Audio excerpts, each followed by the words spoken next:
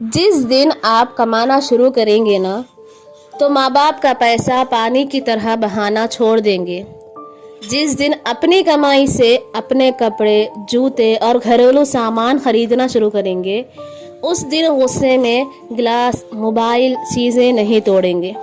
रात के बचे हुए खाना फेंकेंगे नहीं, बल्कि खाएंगे।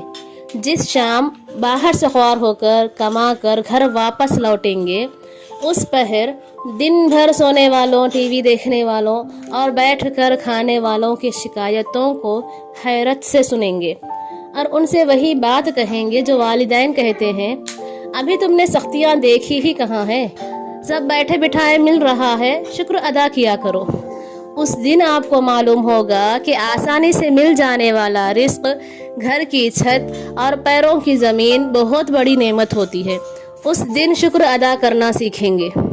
और जिस दिन आपने 4 बंदों की जिम्मेदारी संभाल ली, उस दिन ये जान जाएंगे कि दाने दाने की क्या अहमियत होती है।